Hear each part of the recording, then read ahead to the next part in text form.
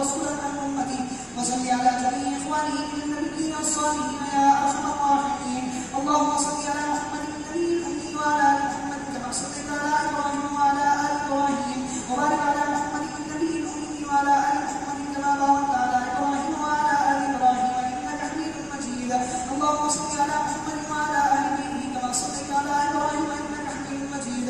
اللهم صل علينا معهم. اللهم بارك على محمد وعلى آل بيته كما باركت على إبراهيم إنك حميد مجيد. اللهم بارك علينا معهم صلوات الله وصلوات المؤمنين على محمد النبي الأمي. اللهم اجعل صلواتك ورحمتك وبركاتك على محمد وعلى آل محمد كما جعلت على إبراهيم وعلى آل إبراهيم إنك حميد مجيد. وبارك على محمد وعلى آل محمد كما باركت على إبراهيم وعلى آل إبراهيم إنك حميد مجيد. وصلى الله على النبي الأمي. التحيات لله والصلوات والطيبات والسلام عليك أيها النبي ورحمة الله وبركاته والسلام علينا وعلى عباد الله الصالحين. أشهد أن لا إله إلا الله وأشهد أن محمدا عبده ورسوله. التحيات الطيبات والصلوات لله. السلام عليك أيها النبي ورحمة الله وبركاته والسلام علينا وعلى عباد الله الصالحين. أشهد أن لا إله إلا الله وأشهد أن محمدا عبده ورسوله. التحيات لله الطيبات والصلوات لله. السلام عليك أيها النبي ورحمة الله وبركاته والسلام علينا وعلى عباد الله الصالحين. أشهد أن لا إله إلا الله وحده لا شريك له وأشهد أن محمدا عبده ورسوله. التحيات المباركات الصلوات الطيبات لله. السلام عليك أيها النبي ورحمة الله وبركاته والسلام علينا وعلى عباد الله الصالحين. أشهد أن لا إله إلا الله وأشهد أن محمدا عبده ورسوله. بسم الله لله. التحيات لله والصلوات الطيبات والسلام عليك أيها النبي ورحمة الله وبركاته والسلام علينا وعلى عباد الله الصالحين. أشهد أن لا إله إلا الله وأشهد أن محمدا عبده ورسوله. أسأل الله الجنة وأعوذ بالله من النار. التحيات لله الزاكية لله الطيبات الصلوات لله. السلام عليك أيها النبي ورحمة الله وبركاته. السلام علينا وعلى عباد الله الصالحين. أشهد أن لا إله إلا الله وأشهد أن محمدا عبده ورسوله. بسم الله وبالله خير أسماء التحيات الطيبات الصلوات لله. أشهد أن لا إله إلا الله وحده لا شريك له وأشهد أن محمدا عبده ورسوله. أرسله بالحق بشيرا ونذيرا وأن الساعة آتيكم لا ريب فيها. السلام عليك أيها النبي ورحمة الله وبركاته. السلام علينا وعلى عباد الله الصالحين. اللهم اغفر لي واهدني. التحيات الطيبات الصلوات لله. السلام عليك أيها النبي ورحمة الله وبركاته. بسم الله التحيات لله الصلوات لله الزاكيات لله. السلام عليك النبي ورحمة الله وبركاته. السلام علينا وعلى عباد الله الصالحين. شهدت أن لا إله إلا الله شهدت أن محمدا رسول الله. التحيات الطيبات الصلوات الزاكيات لله. أشهد أن لا إله إلا الله وحده لا شريك له وأن محمدا عبده ورسوله. السلام عليك أيها النبي ورحمة الله وبركاته. السلام علينا وعلى عباد الله الصالحين. التحيات الطيبات الصلوات الزاكيات لله. أشهد أن لا إله إلا الله وأشهد أن محمدا عبد الله ورسوله. السلام عليك أيها النبي ورحمة الله وبركاته. السلام علينا وعلى عباد الله الصالحين. التحيات الصلوات لله. السلام عليك أيها النبي ورحمة الله وبركاته. السلام علينا وعلى عباد الله الصالحين. التحيات لله الصلوات الطيبات السلام عليك أيها النبي ورحمة الله. السلام علينا وعلى عباد الله الصالحين. أشهد أن لا إله إلا الله وأشهد أن محمدا عبده ورسوله. التحيات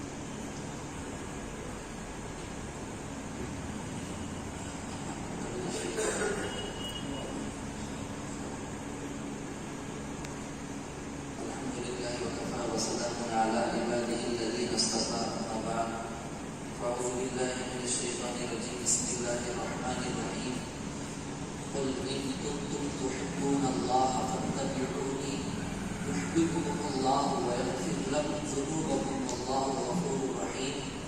وقال النبي صلى الله عليه وسلم: من تمسك بسنتي عند فساد أمتي فله أجر 100 شهيد أو كما قال عليه الصلاة والسلام. اللهم صل على سيدنا محمد وعلى آل سيدنا محمد وبارك وسلم. اللهم صل على محمد النبي الأمي وعلى آله وسلم تسليما. رب اشرح لي صدري ويسر لي أمري واحلل عقدة من لساني يفقهوا قولي.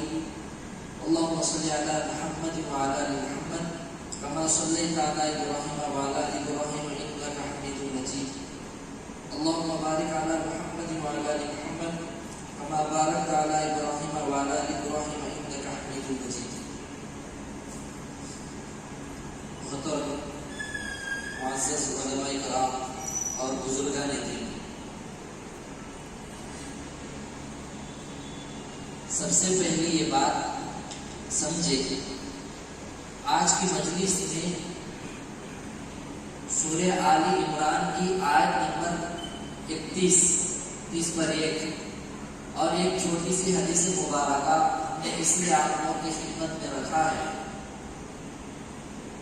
ہم سب کا آج کے زمانے میں جو دور چل رہا ہے، اس دور میں اگر ہم میں سے وہ شخص جو امن چاہتا ہو، پرسکون زندگی چاہتا ہو، رب چاہی زندگی چاہتا ہو، اور میرے اور آپ کے آقا تاجدار مدینہ احمد مصطفیٰ محمد عربی صلی اللہ علیہ وسلم کو خوش کرنا چاہتا ہو، ان کے آنکھوں کی ٹھنڈک بننا چاہتا ہو، اور اللہ ہم سے راضی ہونا ہے، اگر یہ چاہتے ہیں، یہ تمام چیزوں کا نچوڑ آج اس آیت اور حدیث مبارکہ کے اندر موجود ہے.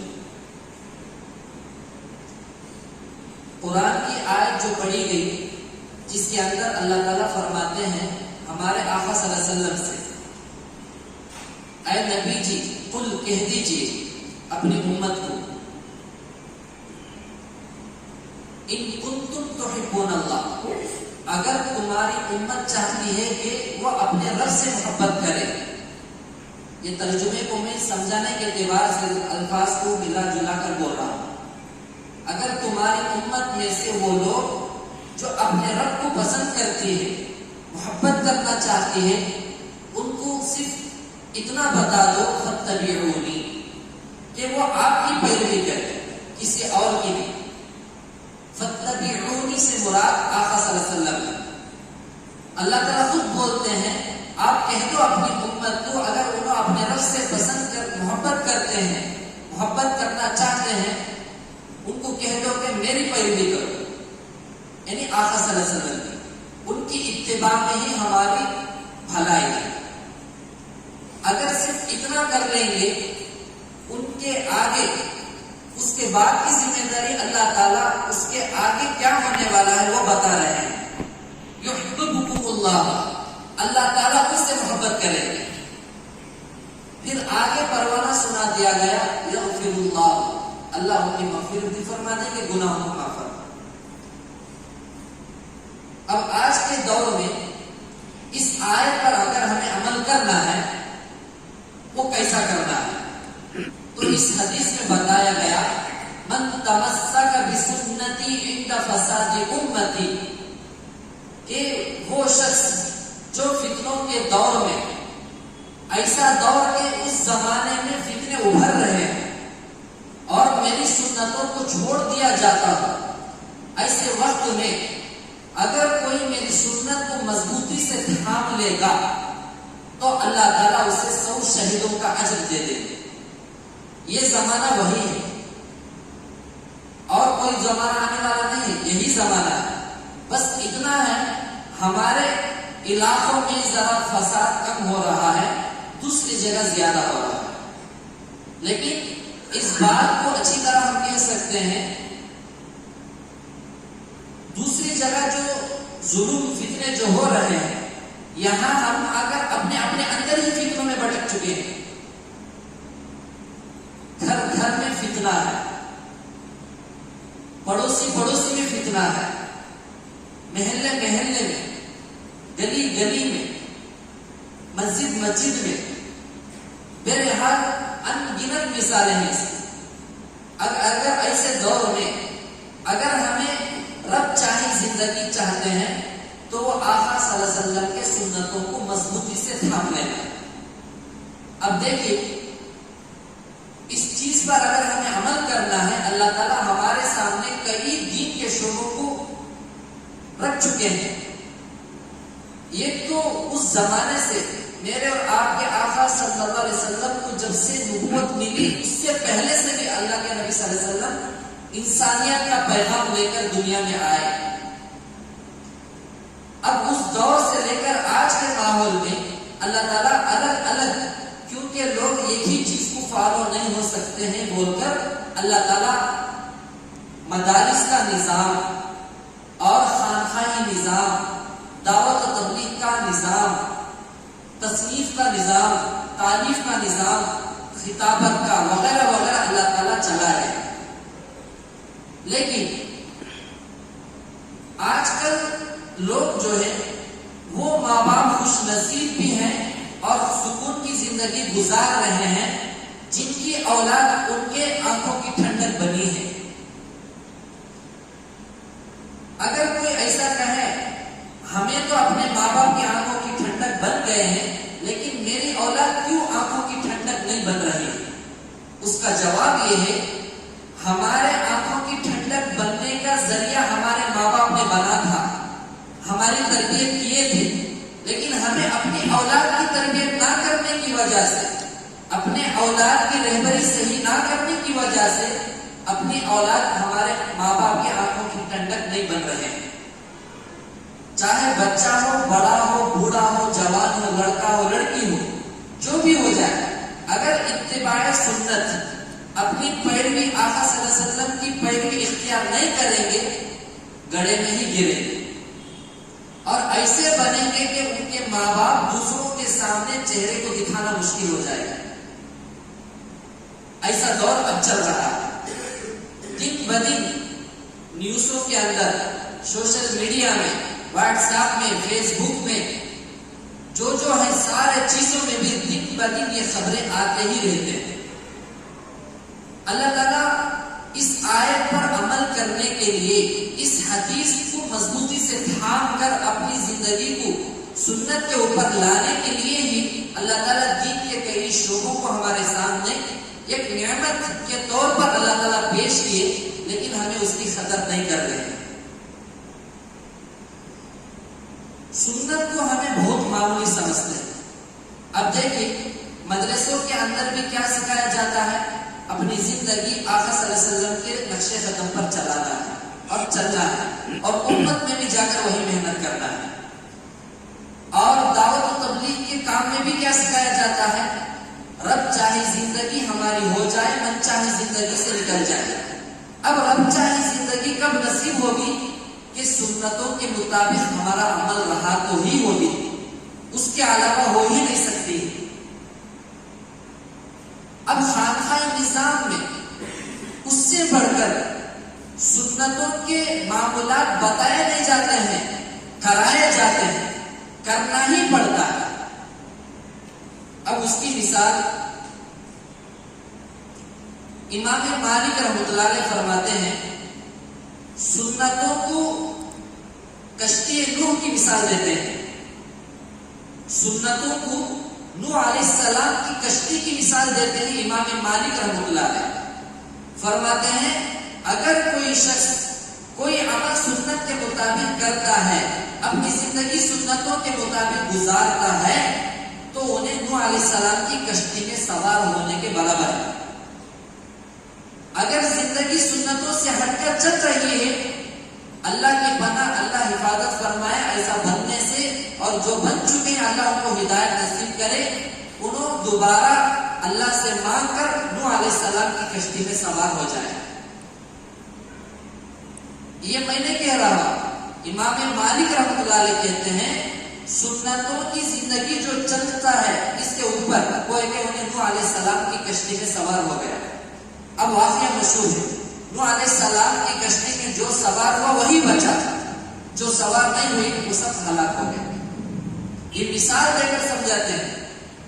اب آگے بڑھ کر امام ربانی مجدد الفسانی رحمۃ اللہ علیہ کیا فرماتے ہیں؟ ہمیں سنتوں کو ہیچ سمجھ چکے ہیں، یعنی وقت ملا تو پڑھ لیں گے، اگر ٹائم رہا تو عمل کر لیں گے، ورنہ چھوڑ دیں گے۔ مجدد الفسانی رحمۃ اللہ علیہ فرماتے ہیں ظہر نماز کے بعد تھوڑی دیر سونا خیر اللہ کرنا سنت ہے۔ اگر کوئی شخص تھوڑی دیر سو کر اٹھ گیا سنت ادا ہو گئی۔ اس کے علاوہ کوئی شخص ظہر نماز کے بعد سے سنت پڑھ لے کر نفل نمازیں کروڑوں نفل عبادتیں کرتا رہا تو بھی یہ خیر اللہ جو تھوڑی دیر جو سو کر اٹھا ہے اس کے مقام کو پہنچ نہیں سکتا ہے۔ تو اللہ تعالیٰ کے پاس سنتوں کا اتنا زیادہ مقام ہے۔ اور آگے فرماتے ہیں امام ربانی مجدد الفسانی رحمۃ اللہ علیہ سنتوں پر چلنے سے ہمارا نفس کچلے جاتا ہے، ہمارا نفس جو ہے کچلے جاتا ہے، شیطان غالب نہیں آ سکتا ہے۔ اگر سنتوں کو چھوڑ دیں گے شیطان غالب آئے گا، ہمارا نفس پلے گا۔ اس کی مثال ایسی ہے، کوئی آدمی فرض نماز پڑھ لیا، اس کے ذمے سے فرض ادا ہو گیا، سنت نہیں پڑھا، لیکن رات دن نفلی روزے رکھتا ہے اور نفلی نمازیں پڑھتا ہے۔ یہ پڑھ لینا اچھا ہے، غلط نہیں ہے، لیکن اس عمل سے صرف ایک سنت پر جو شخص عمل کر لیتا ہے تو اس کے مقام کو انہیں کروڑوں نمازوں نفلی نمازوں کو لے کر نہیں پہنچ سکتا ہے۔ تو اس سے معلوم ہوتا ہے سنت کا کتنا زیادہ اللہ کے یہاں مقام ہے۔ ایک مثال دیں گے، ظہر نماز کے بعد سونا خیر اللہ کرنا سنت ہے۔ اب ذرا سوچئے، فجر سے پہلے 2 رکعت سنت ہے، ظہر سے پہلے 4 رکعت سنت ہے، ظہر نماز کے بعد 2 رکعت سنت ہے، عصر سے پہلے 4 رکعت سنت غیر مؤکدہ ہے، مغرب کے بعد 2 رکعت سنت مؤکدہ ہے، عشاء کے بعد 2 رکعت سنت مؤکدہ ہے، ظہر سے پہلے کی 4 رکعت سنت مؤکدہ ہے اور ظہر کے بعد 2 رکعت سنت مؤکدہ ہے اور عشاء سے پہلے 4 رکعت غیر مؤکدہ ہے۔ اب یہ سارے سنتوں کو اگر ہمیں مضبوطی سے تھامیں گے انشاءاللہ ہمارے اندر ایک نکھار پیدا ہوگا، ایک انوکھا نور پیدا ہوگا، جو نور ہر عمل میں اللہ تعالیٰ کے قرب کا ذریعہ بننے کا سبب بنے گا۔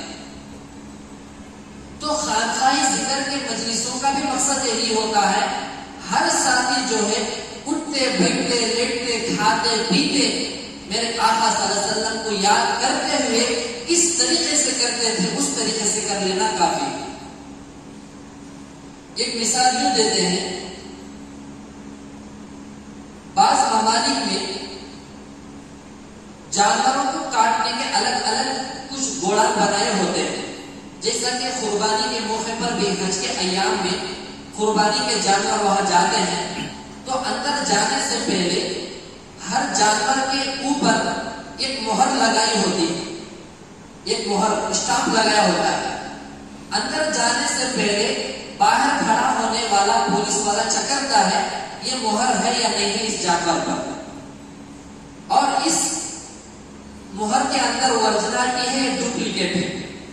اگر یہ مہر نہ رہے گی تو وہ جانور چوری کر رہا ہے یا تو اندر کوئی اور چیز موجود ہے۔ مہر رہی، اسٹامپ رہا، سیل رہی تو اس جانور کو اندر بھیجا جائے گا، اور جس جانور پر مہر سیل نہیں رہے گی اس جانور کو واپس کر دیا جائے گا۔ اب یہاں پر دیکھیے، ایک معمولی سا جانور جسے اللہ کے نام پہ کاٹنے کے لیے مہر کا ہونا ضروری ہے، اسٹامپ کا ہونا ضروری ہے، سیل کا ہونا ضروری ہے، اگر یہ نہیں رہی تو وہ قابل قبول نہیں۔ تو اسی طرح مجدد الفسانی رحمۃ اللہ علیہ فرماتے ہیں، ہمیں اگر کوئی عمل کریں گے کھانے کا، پینے کا، سونے کا، نمازوں کا، سنتوں کا، نفلوں کا، روزوں کا، حج عمرے کا، جو بھی عمل ہمیں کریں گے وہ عمل اگر سنت کے مطابق نہیں رہا تو وہ قابل قبول اللہ کے یہاں نہیں ہو سکتا ہے۔ اب ذرا سوچیے، اتنی لمبی عمر ہماری ہو گئی ہے، ہمارے کون کون سے اعمال سنتوں کے مطابق ہو رہے ہیں؟ تو اس عمل کی قبولیت، مقبولیت وہ سنت کے اوپر ہے۔ اس لیے ہمیں اس کے بعد سے ہر عمل میں ہمیں سنتوں کو معلوم کر کے کرنا ہے، عمل کرنا ہے، کریں گے نا؟ اب دیکھو، آپ لوگوں کے سامنے غالباً سنے رہیں گے،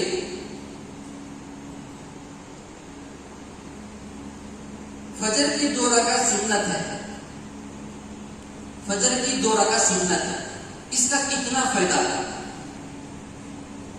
ایک، فجر سے پہلے 2 رکعت سنت اپنی جگہ ہے، اور دوسرا اس کے اندر جو ہے اپنے گھر میں پڑھ کر آنا دوسری سنت ہے۔ اپنے گھر میں فجر کی سنت پڑھ کے آنا یہ دوسری سنت ہے، یعنی ایک ہی عمل میں 2 سنتوں کا ثواب پا لیتے ہیں۔ اب اس کے بارے میں کسی شخص نے حضرت مولانا اشرف علی تھانوی رحمۃ اللہ علیہ سے پوچھا، ہمارے اسلام میں، ایمان میں کئی ایسے نسخے اعمال موجود ہیں، لیکن کیا ایمان کی حالت میں خاتمہ ہونے کے لیے کوئی نسخہ ہے کیا؟ یہ سوال کی۔ اب اس جواب سے پہلے حضرت مولانا اشرف علی تھانوی رحمۃ اللہ علیہ کی شخصیت کون تھی ذرا سنیے۔ حضرت کے انتقال کے بعد جب حضرت کو دفن کر دیا گیا، کوئی شخص وہاں پر شکر، پھول وغیرہ لے کر، عطر لے کر کچھ فاتحہ خانی کے لیے جب قریب جاتا، حضرت تھانوی رحمۃ اللہ علیہ کی خبر ابھی آدھا کلومیٹر دوری پر ہی رہتی ہے، تو وہ شخص شکر جو چیزیں لے کر جاتا تھا ابھی آدھے کلومیٹر کی دوری پر ہی رہتا تھا، تو اندر سے خبر سے آواز آتی، حضرت مولانا اشرف علی تھانوی رحمۃ اللہ علیہ اندر سے آواز دیتے، اے فلاں خبردار، اگر تو یہ چیزوں کو لے کر یہاں پر میرے خبر کے پاس آئے گا، میں زندہ ہوں، تیری خیریت نہیں رہے گی، تیری خیر نہیں رہے گی۔ 6 مہینوں تک یہ آواز آتی تھی خبر سے۔ تو آج الحمدللہ وہاں نہ کوئی پھول چڑھانے والا ہے، نہ کوئی عطر چھینکنے والا ہے، نہ کوئی وہاں پر سجدے مارنے والا ہے۔ یہ خانقاہ نظام جب عروج پر تھا، اس میں ہوتے ہوتے ہوتے ہوتے ایک لطیفے کے طور پر ہر خاندان میں کوئی نہ کوئی کچھ کھوسٹ بڈھے ہوتے ہیں، بڈھیاں بھی ہوتے، بڈھے بھی ہوتے۔ انہوں کیا کرتے معلوم؟ نئی سو طریقے اپنی اولاد کو سکھاتے ہیں۔ نہیں باپ بڑے بولے ہیں، نہیں بڑے بولے ہیں، بڑے بول کر بات ایسی بھی رہتی، مرنے سے پہلے ان کے اولاد کو بٹھا کو سچ کرنا، وعدہ کر، قسم کھا، میں وصیت کرتی ہوں بول کر آؤٹ ہو جاتے۔ ایسے کسی نہ کسی گھروں میں، خریوں میں، خاندان میں رہتے ہیں۔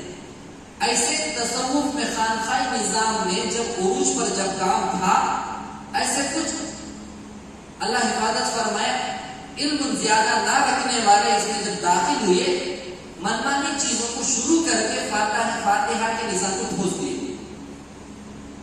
تو سب سے پہلی وہ شخص جو ان چیزوں پر روک لگانے والی وہ کون تھی؟ حضرت مولانا اشرف علی تھانوی رحمۃ اللہ علیہ نے۔ ایسا جیسا کہ آٹے کو چھننے کے بعد، چھاننے کے بعد اس کے اندر سے جو کیڑے ہوتے ہیں، جو گندگی ہوتی ہے، جو کچرا ہوتا ہے، وہ تمام چیزوں کو حضرت نے چھان کر، تصوف کو نکھار کر، کوہ نور کے ہیرے سے بھی بڑھ کر اللہ تعالیٰ نے ان کو ایسا ذہن علم دیا کہ خانقاہ نظام کو منظم بنا کر پیش کر دیا۔ اب اس کے بعد سے باقی کے لوگ چھٹ گئے۔ اب اس میں سے جن کو اللہ ہدایت دیا، ہدایت راہ حق پر آ گئے، جن کو نہیں ملا، ہدایت اللہ نہیں دی، وہ آج بھی جو ہے وہی سجدوں میں، وہی پھولوں میں، وہی عطروں میں، وہی مزارات پر پڑے ہوئے۔ تو وہ شخص ہے مولانا اشرف علی تھانوی رحمۃ اللہ علیہ۔ تو ان سے جب کسی نے پوچھا کہ ایمان کی حالت میں خاتمہ اگر ہونا ہے تو کوئی عمل ہے کیا؟ تو تو حضرت رحمۃ اللہ علیہ نے جواب دیا، اسی طریقے کا سوال میرے اور آپ کے آقا صلی اللہ علیہ وسلم سے کسی نے پوچھا ہے، کیا ایمان کی حالت میں خاتمہ بالخیر ہونے کے لیے کوئی نسخہ ہے؟ تو آپ صلی اللہ علیہ وسلم نے اس شخص کو جواب دیا، ہاں موجود ہے۔ وہ کیا ہے؟ فجر کی سنت گھر میں پڑھو، فرض مسجد میں پڑھو۔ یہ عمل اگر کر لیں گے اللہ تعالیٰ 3 نعمتوں کو نواز دیں گے۔ سوال ایک ہی تھا لیکن نعمتیں 3 ملیں گے۔ پہلے فرمایا جو شخص فجر کی سنت گھر میں پڑھ کر فرض مسجد میں پڑھ لیتا ہے، سب سے پہلا اللہ تعالیٰ اس کے گھر کے اندر روٹی روزی کاروبار میں برکت دے دیں گے۔ آج کل سب سے زیادہ اسی کے شکار لوگ در در کے ٹھوکرے کھا کھا کر پھر رہے ہیں، 40 دن نیند کر رہے ہیں، کچھ بھی نہیں ہو رہا، بس پیسے نکل رہے ہیں، صاحب پیٹ بھر رہے ہیں مزارت پر وغیرہ وغیرہ۔ اس سنت کو اگر ہمیں عمل میں لا لیتے تو سوچو کتنا ہمارا زندگی کا مسئلہ حل ہو جاتا۔ دوسری نعمت، اس گھر کے اندر جھگڑے ہو، نفرتیں ہو، اللہ اس کی برکت سے آپس میں محبتوں کو ڈال دیں گے، نفرتوں کو ختم کر دیں گے، جھگڑوں کو ختم کر دیں گے۔ آج یہ تو اتنا ہے کہ بولنے کو نہیں ہے، شادی ہو کوئی 1 بار میں جھگڑے چل رہے ہیں، شروع شکایت، 1 مہینہ ہوا جھگڑے چل رہے ہیں، شکایت۔ اب تیسری چیز فرمایا اللہ اسے ضرور ایمان کی حالت سے دنیا سے بلا دے گا۔ اب ذرا سوچو ہماری اتنی لمبی عمر ہو گئی ہے، دین کے کاموں میں، خانقاہوں میں، مدارس میں ہمارا علماء کرام سے تعلق بھی ہے، لیکن اس چیز کا علم نہ ہونے کی وجہ سے ہمیں کون سے حالاتوں میں پھنسے ہوئے۔ میں ابھی بھی کہہ سکتا ہوں، کوڑگے گلی کی مسجد کے اندر ہی میں ممبر پر بیٹھ کر کہا اور کئی جگہ کہہ چکا ہوں، بے شک اس میں کوئی شک نہیں ہے، اس بات میں میرے تجربے کے اعتبار سے حضرت جبریل علیہ السلام بھی آ کر برکت کے واسطے تعویذ دے دیے تو بھی اس میں برکت آ ہی نہیں سکتی ہے اس وقت تک جب تک کہ انہیں نماز کا پابند نہیں ہوگا۔ نمازوں کو چھوڑ کر تعویذوں میں برکت حاصل ہو ہی نہیں سکتی۔ اس لیے میں بھی یہ بار بار کہتا ہوں، ہمارے یہاں جو ذکر ہوتا ہے اس ذکر کی مجلس میں 1 بار شرکت کر لینا 100 تعویذوں کے ڈالنے سے بڑھ کر ہے۔ بس نیتوں کا فرق ہوتا ہے، نیتوں کو ہمارے صحیح کرنا پڑتا ہے۔ اب ذرا سوچو، پورے دنیا میں کسی حضرت کے پاس گئے تو کاروبار میں شکایت مل جاتے ہیں، نہیں بولے تو گھر کے جھگڑوں کو لے جاتے ہیں۔ اب پوری دنیا میں چاہے غیر بھی ہو، یہ 3 چیزیں ہی چاہتا ہے۔ ذرا تمہیں غور کر کے دیکھیے آپ لوگ، یہ 3 چیزوں کو غیر بھی چاہتے ہیں۔ وہ لوگ کیا چاہتے ہیں؟ مست کھانے پینے کو پیسے ہونا، گھر میں ہنسی خوشی سے ہونا، اور مرنے کے بعد شانتی سے مرنا، مرنے کے بعد بھی اس کی آتما کو شانتی ملنا۔ وہ تو غیروں کا مسئلہ چھوڑ دیجیے، لیکن مسلمانوں کا جو ہے یہ 3 سوالات ہمارے مسلمانوں کے بھی ہیں، اور بے شک اس کے اندر یہ چیز اگر ہمیں حاصل کرنا ہے انشاءاللہ اسے ہمیں مضبوطی سے پکڑیں گے، اللہ وہ چیزوں کو دے دے گا۔ حضرت مفتی سلمان بجنوری صاحب دعوت برکاتہم سمجھاتے ہیں، لوگ آ کر کوئی بڑا ولی دنیا کے اندر مشہور ہو انٹرنیشنل ہائی لیول میں، فلانے کی طرف سے یہ بات آئی ہے بولے تو بہت چوکنا ہوتا ہے، لیکن میرے اور آپ کے آقا صلی اللہ علیہ وسلم بولے ہی بولے تو وہاں چوکنا نہیں ہوتا۔ اس کی وجہ یہ ہے کہ ہمارے دلوں کے اندر نہ سنتوں سے محبت ہے، نہ قرآن سے محبت ہے، نہ اللہ کا ڈر ہے۔ یہ سارے چیزوں سے ہمیں دور ہونے کی وجہ سے ہمارے اندر احساس ٹوٹ چکا ہے۔ حضرت صاحب بولتے ہیں، حالانکہ وہ ولی بولنے کی باتوں میں جھوٹ ہو سکتا یا کبھی بھی وہ چیز نہیں بھی ہو سکتی، لیکن آپ صلی اللہ علیہ وسلم جو بات بول دیے ان ہوا الا وحی یوحا ہے، وہ جو بھی کہتے ہیں وہ وہی سمجھو، وہ اللہ کی طرف سے بات نکلتی ہے۔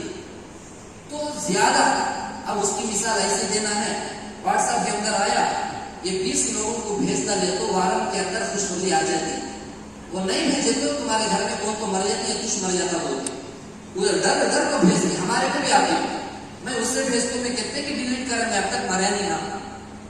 اس بات پر یقین سے یاد آتا لوگوں. اب اس نے وہ بھی ایک کسی لڑکی کی آواز بھی اس میں خواب میں فلانا شخص مدینے میں آپ صلی اللہ علیہ وسلم کو نعوذ باللہ دیکھا، انہوں نے بتایا، اس بات کو 20 لوگوں تک پہنچاؤ تو فوراً ہمیں پہنچانے تیار ہو جاتے. اسلام میں وظیفوں کو اتنے لوگوں کو بھیجے تو یہ ہو جاتا، اتنے لوگوں کو بھیجے تو یہ ہو جاتا، یہ نہیں ہے. کرنے سے ہوتا ہے، عمل کرنے سے ملتا ہے. اس لیے ان چیزوں کو چھوڑ کر فجر کی سنت کے بارے میں جو فضیلت ہے اسے ہمیں اختیار کرنا ہے. ہاں، یہ سارے چیزوں کی پابندی کے باوجود جو دوسرے جو مسائل ہیں بے شک صحیح رہبری حاصل کر کے وہ ان سے رجوع کر کے وہ مسئلے کو حل کر لینا ہے.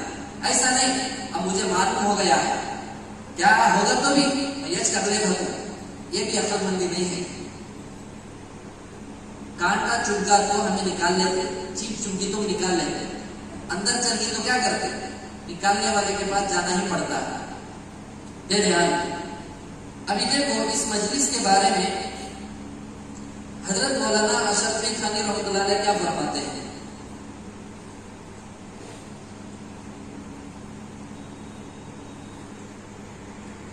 آج کل صحبت اہل اللہ کو میں خلیل فرض عین کہتا ہوں. مولانا اشرف علی تھانوی رحمۃ اللہ علیہ فرماتے ہیں آج کل صحبت اہل اللہ کو یعنی نیک لوگوں کی صحبت کو میں فرض عین کے خلیل فتوا دیتا ہوں.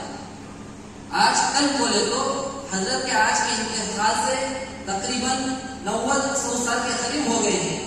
تو آج کا زمانہ کتنا ڈینجر ہے، اس زمانے میں جب ایسی بات بولے ہیں تو آج کتنا ضروری. پھر آگے فرماتے ہیں کیونکہ یہ زمانہ بہت ہی پرفتن کا ہے، فتنوں کا زمانہ ہے. پھر فرماتے ہیں کہ اس کے ایمان کا محفوظ رہنا مشکل ہے.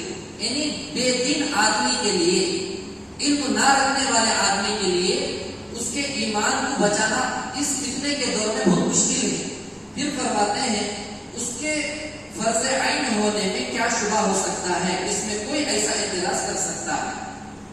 تو اس لیے اس مجالس میں، ایسے مجالس میں جہاں ہمارے صحیح معنی میں کچھ نہ کچھ شریعت کی رہبری کی جاتی ہو تو ایسی چیزوں کو ہمیں خوش دلی کے ساتھ بھی شرکت کرنا ہے اور اوروں کے بارے میں بھی ہمیں فکر بھی کرنا ہے. میں مثال یہ دیتا ہوں، ہمارے دعوت تبلیغ کے بھائی بھی مثال دیتے ہیں کہ ایک ماں ہوتی ہے جس کا بچہ گم ہو گیا ہو، پوری دنیا انہیں گھوم سکتی ہے یا مل سکتی ہے، طاقت نہیں رکھ سکتی، لیکن کچھ لوگ آ کر اس کے بچے کو ڈھونڈ کر لا دے دے تو ماں کتنی خوش ہوتی ہے. ایسے ہی اللہ تعالیٰ سے بندے اتنا دور ہو چکے ہیں کہ ان کو ہمیں سمجھا کر مسجد کو لائیں گے، نماز پڑھنے والے ہو جائیں گے، دیندار ہو جائیں گے تو اللہ تعالیٰ اس ماں سے زیادہ 70 ماہوں سے زیادہ محبت کرنے والا ہے تو اللہ کتنا خوش ہوں گے. یہ مثال دیتے ہیں. میں یہاں پر مثال یہ بولتا ہوں کہ اللہ تعالیٰ سے ہمیں یہ نیٹ کے زمانے میں راتوں میں، دن میں، دوستوں میں، مجلسوں میں اور برتھ ڈے کے موقع پر فنکشنوں میں ایسے اعمال، ایسے چیزوں کو آنکھوں سے دیکھ کر، کانوں سے سن کر، زبانوں سے نکال کر اللہ کو اتنا زیادہ ہم بھڑکا چکے ہیں کہ اللہ کی مدد ہمارے سے اٹھا لی گئی، اللہ ناراض ہو چکا ہے. اب ایسے ماحول میں لا الہ الا اللہ یہ مرتبہ جب کوئی کہتا ہے اخلاص کے ساتھ، اللہ تعالیٰ اس کی مغفرت کا اعلان کر دیتے ہیں، اس کی مغفرت کر دیتے ہیں، مغفرت کا وعدہ ہے. اب لوگ آ کر ادھر ادھر بھٹک کر بیکار اپنا وقت گزارتے ہیں. ایسے لوگوں کو ہمیں سمجھا بجھا کر ذکر کے حلقے میں لا کر بٹھائیں گے تو وہ بیٹھ کر اخلاص کے ساتھ لا الہ الا اللہ جب ذکر کریں گے کہ اللہ ان کی مغفرت نہیں کریں گے. ایک تو سارے گناہوں کو بھی معاف کر دیں گے، ایک تو مغفرت کا اعلان کر دیں گے.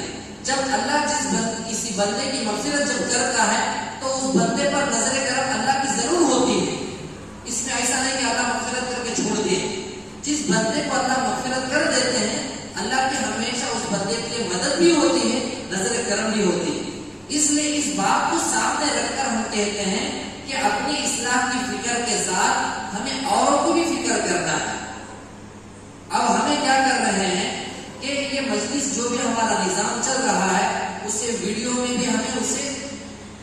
محسوس کر رہے ہیں کہ ہمارے چینل میں بھی ڈالنا ہے، اور یہ اس لیے کر رہے ہیں کہ کئی ساتھیوں کو تھوڑا الجھن میں ہوتے ہیں، وہاں جانے کے بعد یہ کرتی وہ کرتی، جانا نہیں، یہ جانا نہیں، وہ جانا نہیں.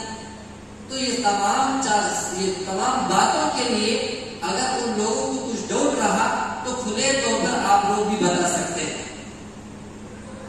لوگ اتنے زیادہ عقل مند رہ کر بھی بے عقلی کے کام کرتے ہیں.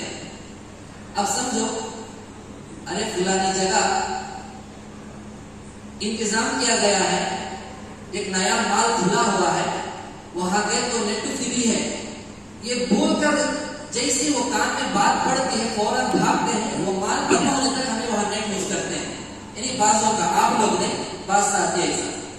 اب کسی جگہ نیا فلم آیا، نیا فلم ریلیز ہوا، وہ ریلیز ہونے سے پہلے ہی اپنے واٹس ایپ کے اسٹیٹس میں رکھتے ہیں، وہ اس کی پبلسٹی کرتے ہیں. ارے میں جہنمی ہو گیا ہوں، تو بھی میرے ساتھ آ جا. اس کی مثال یہی ہے، میں جہنم کا دل خوش کر رہا ہوں، اللہ کا دل ناراض کر رہا ہوں، تو بھی میرے لیے ساتھ میں سپورٹ دے. ہمارے کئی ساتھیوں کے میں واٹس ایپ چیک کرتے رہتا ہوں جب میں فری ہوتا ہوں، تو اتنی فکر ہوتی ہے یہ ساتھیوں کو کیا ہو گیا ہے.